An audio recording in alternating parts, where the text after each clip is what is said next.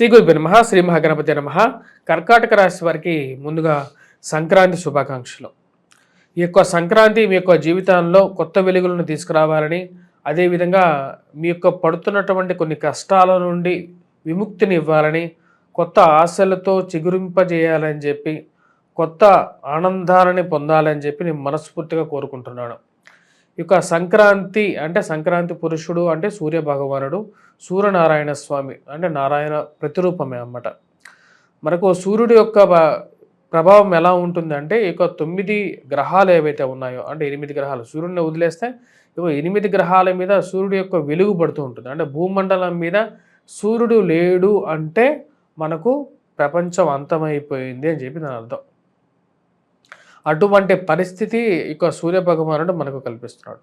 సూర్యుడు యొక్క స్థితి అనుకూలంగా ఉన్నప్పుడు ఎవరైనా సరే జీవితంలో ఉన్నతమైనటువంటి స్థితికి వెళ్తూ ఉంటారు. ఎందుకంటే సూర్యుడు అనేది జ్యోతి ప్రజ్వలన, అంటే జ్యోతి అంటే దీపరూపం కానీ లేకుండా ఉంటే మనకు సూర్యరూపం కానీ మొత్తం సూర్యుడు కాంతి ఎక్కడైతే ఉంటుందో అక్కడ అన్ని చోట్ల దైవం నివసిస్తూ ఉన్నట్లుగా శాస్త్రం చెప్తూ ఉంటుంది. అంటే దేవుడి యొక్క చూడలేనటువంటి ప్రదేశం అంటూ లేదు. మనం ఎవరికి కనపడకుండా ఏదో చేస్తూ ఉన్నాము అని చెప్పి కొంతమంది అనుకోవచ్చు. కాకపోతే దేవుడు చూస్తూనే ఉంటాడు ప్రతి ఒక్క విషయాన్ని. ఇప్పుడు ఇక సంక్రాంతి రోజున కర్కాటక రాశి వారు ఇటువంటి పరిహారం చేసుకుంటే వారికి చాలా అనుకూలమైనటువంటి ఫలితాలు పొందగలుగుతారు. మరి పూజా విధానం కొంచెం ఎలా చేసుకోవాలి అనేది చూద్దాం. ఈ రాబోతున్నటువంటి సంక్రాంతి రోజు గృహము మరియు అదేవిధంగా వచ్చేటప్పటికీ మనకు ఇల్లు నీట్గా ఏదైతే ఉందో దాన్ని క్లీన్ చేసుకున్న తర్వాత తైలాభ్యంగానం చేసుకోవాలి. అంటే తైలంతో మనం శరీరాన్ని మర్దన చేసుకున్న తర్వాత తైలాన్ని తలకు పెట్టించుకున్న తర్వాత తలస్నానం చేయాలి. మరియు అదేవిధంగా ఈ యొక్క ఉత్తరాయణ పుణ్యకాలం అనేది మొదలవుతుంది. ఎందుకంటే రవి మంచి అనుకూలమైనటువంటి స్థానంలోకి మకరంలోకి రాబోతున్నాడు అన్నమాట. మకరంలోకి ఎప్పుడైతే రవి రాబోతున్నాడో అప్పుడు ఎలా ఉంటుంది ఫలితాలు అంటే ముందుగా వచ్చేటప్పటికి మకరంలోకి రవి వచ్చినప్పుడు మన ఇంటికి కొత్తగా వచ్చినటువంటి పంట ఏదైతే ఉంటుందో అంటే కొత్త బియ్యం కానీ ఏదైతే ఉంటుందో ఆ బియ్యంతో మనం వచ్చేటప్పటికి సూర్యుడినే పూజించాలి. యాక్చువల్గా ఈరోజు సూర్యుడికి మనం అర్ఘ్యాన్ని సమర్పించడం కానీ లేకుంటే అరుణపారాయణం చదవటం కానీ లేకుండా ఉంటే మనం ఆదిత్య హృదయం చదవటం కానీ చాలా మంచి ఫలితాలు ఇవ్వగలుగుతుంది. సూర్యుడిని ఎలా పూజించాలి అంటే మనం ఎర్రటి పూలతో పూజించాలి. ఎర్రటి పూలు కానీ లేకుండా ఉంటే ఏవైతే కనకాంబరం పూలు కానీ ఏవైతే ఎర్రగా ఉంటాయో వాటిని పెట్టుకొని ఒక పళ్ళెం పెట్టుకున్న తర్వాత అక్కడికి సూర్యుని బింబాన్ని అంటే సూర్యదేవుడిని ఉదయం 4:30-5 లోపల సూర్యుడు ఎప్పుడైతే ఉదయిస్తాడో ఆ సమయానికల్లా మనం నిద్ర లేచినట్లయితే ఆ టైంలో మన స్నానం అంతా కంప్లీట్ చేసుకున్న తర్వాత సూర్యుడికి ఎదురుగా నుంచోని మనం సూర్యుడికి ఆ రోజు మనం తర్పణాన్ని వదలాలి. మరియు అదేవిధంగా ఎవరైతే మన ఇంట్లో పెద్దలు ఉంటారు కదా పెద్దలకి కూడా ఇదే రోజు మనం నివేదన పెట్టుకోవడం కూడా జరుగుతుంటుంది. కొన్ని కుటుంబాల్లో ఉండేటువంటి ఆచారం ఇది.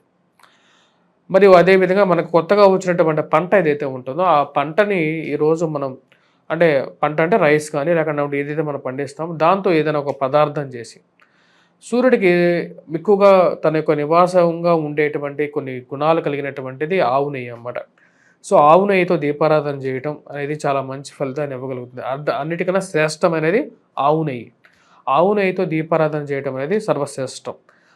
ఎందుకంటే సూర్యుడి తనలో ఉంటాడు. కొన్ని వస్తువులకి కొన్ని గుణాలు అనేవి ఉంటాయి. వాటి ద్వారా ఈ యొక్క ఫలితాలు అనేవి పొందగడం జరుగుతుంది. వాటితో పాటు మనకు కొత్తగా వచ్చినటువంటి పంట ఏదైతే ఉందో రైస్ వస్తే ఆ బియ్యంతోనే మనం వచ్చేటప్పటికి పొంగలి చేయటం కానీ జరుగుతుంది. ఆ పొంగల్లో కొంచెం ఆవు నెయ్యి కానీ లేకుండా ఉంటే మావులు నెయ్యి కానీ వేసి దేవుడికి నివేదన పెట్టాలి. దేవుడికి నివేదన పెట్టి దాని తర్వాత మనం తీసుకోవడం జరుగుతుంది. ఇటువంటి చిన్నవి చేయండి. అరుణపారాయణ మటుకు చేయండి. ఎందుకంటే సూర్యుడి యొక్క ప్రభావం ద్వారానే ఈ యొక్క సర్వ జగత్తు వెలుగుతూ ఉంటుందన్నమాట. అలా వెలుగుతూ ఉన్నప్పుడు అది మన జీవితంలో కూడా వెలుగునిస్తుంది. అది గమనించండి. ఇప్పుడు కర్కాటక రాశి వారికి జనవరి నెలలో ఎలా ఉంటుంది అనేది చూద్దాం. జనవరి నెలలో ఈ రాశి వారికి సానుకూలమైనటువంటి ఫలితాలు గోచరిస్తూ ఉన్నాయి. వృత్తి వ్యాపార రీత్యా కర్కాటక రాశి వారికి కొంచెం రిలీఫ్ అనేది పొందగలుగుతారు. జన్మరాశిలో కుజగ్రహ సంచారం జరుగుతున్నటువంటి కుజుడు 22వ తారీఖున తిరిగి మళ్ళీ 1000 స్థానంలోకి వెళ్తున్నాడు. అంటే 12వ ఇంటికి వెళ్తున్నాడు. కొంచెం రిలీఫ్ అనేది ఉంటుంది. ఆరోగ్యపరంగా కొంచెం బయటికి రాగలుగుతారు. అష్టమంలో ఉన్నటువంటి శని సంచారం జరుగుతున్నప్పటికీ కూడా జన్మరాశిలో ఉన్నటువంటి కుజుడు ఎప్పుడైతే 1000 స్థానంలోకి వెళ్తాడో కొంచెం రిలీఫ్ అనేది పొందగలుగుతారు. ముందుగా 22వ తారీఖు వరకు మటుకు కొంచెం కష్టాలనేవి ఉంటాయి. ముఖ్యంగా ఆరోగ్యపరంగాను, ఫైనాన్షియల్ ఎక్స్‌పెండిచర్ పరంగాను కొన్ని కష్టాలనేవి ఉంటాయి. కాకపోతే ఈ రాశి వారికి షష్టమంలో రవిగ్రహ సంచారం జరుగుతుంది. ఇది వృత్తిపరంగా, వ్యాపార పరంగా అనుకూలమైనటువంటి ఫలితాలు ఇవ్వగలుగుతుంది. నూతన ఉద్యోగ ప్రయత్నంలో అనుకూలమైనటువంటి ఫలితాలు, వ్యాపార ప్రయత్న సంబంధితమైన విషయాల్లో సానుకూలంగా, మనసులో ఉన్నటువంటి మార్పు చేర్పులు ఏవైతే ఉన్నాయో వాటి గురించి మారాలని చెప్పి చేస్తున్నటువంటి ప్రయత్నాలు 14వ తారీఖు వరకు ఈ రాశి వారికి అనుకూలంగా ఉంటుంది. ఎందుకంటే కుజుడు వెయ్యి స్థానంలోకి వెళ్ళటం 22వ తారీఖు వరకు, 22వ తారీఖు తర్వాత కొంచెం అనుకూలంగా ఉంటుంది. 14వ తారీఖు వరకు ఉత్తరాయణ పుణ్యకాలంలోకి ఎప్పుడైతే రవిగ్రహ సంచారం జరుగుతుందో అప్పటి వరకు కూడా అనుకూలంగా ఉంటుంది. చేస్తున్నటువంటి ప్రమోషన్స్ కానీ, ఇంక్రిమెంట్స్ గురించి కానీ మీరు చేస్తున్నటువంటి ప్రయత్నాల్లో ఒక సానుకూలమైనటువంటి ఫలితాలు కూడా పొందగలుగుతారు. సంఘంలో గౌరవము, గుర్తింపు కలిగినటువంటి వారితో పరిచయాలు ఏర్పరచుకోగలుగుతారు. మానసికమైనటువంటి సంతృప్తి పొందగలుగుతారు. నేను చేస్తున్నటువంటి పని సరైనదే అని చెప్పి ఒక నమ్మకంతో ఉండగలుగుతారు. ఈ రాశి వారికి సానుకూలమైనటువంటి ఫలితాలుగానే గోచరిస్తూ ఉన్నది 14వ తారీఖు వరకు. ముఖ్యంగా ఈ రాశి వారికి వచ్చేటప్పటికి దూర ప్రాంత ప్రయాణ సంబంధితమైన విషయాల్లోనూ సానుకూలమైనటువంటి ఫలితాలు పొందగలుగుతారు. ఫైనాన్షియల్ ట్రాన్సాక్షన్స్ బాగుంటాయి. అష్టమంలో ఈ రాశి వారికి శుక్రగ్రహ సంచారం జరుగుతున్నది. కుటుంబంలో ఒకరికి ఉద్యోగం రావటం మానసిక సంతృప్తికి గల కారకంగా ఉంటుంది. వారి యొక్క ఎదుగుదలని మీరు పరిపూర్ణంగా ఆస్వాదిస్తారు. మీరు మానసికంగా కూడా కోరుకుంటారన్నమాట. ఓహో, వీరు ఎదుగుతున్నారు, ఈ యొక్క ఎదుగుదల నాకు ఎప్పటి నుంచో నేను అనుకుంటున్నటువంటి వీరు స్థాయికి వీరు రీచ్ అవుతారు అని చెప్పి పిల్లల యొక్క ఎదుగుదల మరియు అదేవిధంగా కుటుంబంలో ఒకరికి ఎదుగుదల మీరు కోరుకుంటున్నారు. ఆ యొక్క ఎదుగుదల మీరు జరిగినట్లయితే మీరు మానసిక సంతృప్తి పొందగలుగుతారు. ఈ రాశి వారికి సానుకూలమైనటువంటి ఫలితాలుగా చెప్పవచ్చు. శుక్రుడు అనుకూలంగా ఉన్నాడు. సమయానికి డబ్బు ఎట్లయినా సరే అరేంజ్ చేయగలుగుతారు. సమయానికి డబ్బు రాగలుగుతుంది. మరి ఆరోగ్య సంబంధితమైన విషయాల్లో కొంచెం రికవరీ అనేది పొందడం అనేది జరుగుతుంది. ఈ రాశి వాళ్ళు విద్యార్థి సంబంధితమైన విషయాల్లో విద్యార్థులకి 14వ తారీఖు వరకు అనుకూలంగా ఉంది. 14వ తారీఖు తర్వాత ఏం జరగబోతున్నది అనేది చూద్దాం.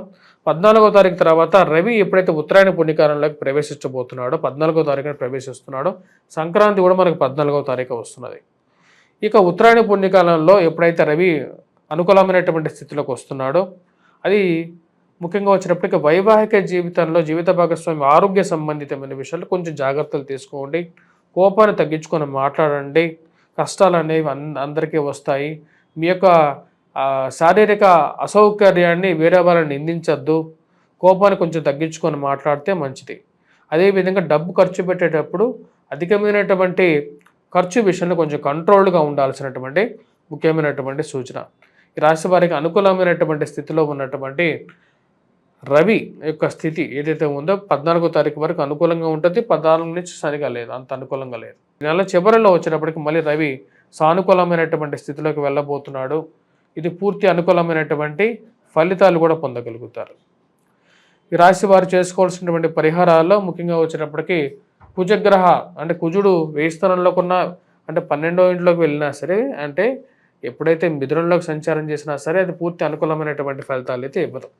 కాబట్టి ఈ రాశి వారు కుజగ్రహ ఆరాధన చేసుకోవటం కుజుడికి అనేది చాలా ముఖ్యమైనటువంటి సూచన. అంటే కుజగ్రహ ఆరాధన చేసుకోవాలి. అంటే వీరు దర్శించాల్సినటువంటి దేవాలయం వచ్చేటప్పటికి ముఖ్యంగా హనుమాన్ దేవాలయం దర్శించడం, సింధూరాన్ని పెట్టుకోవడం అనేది ముఖ్యం.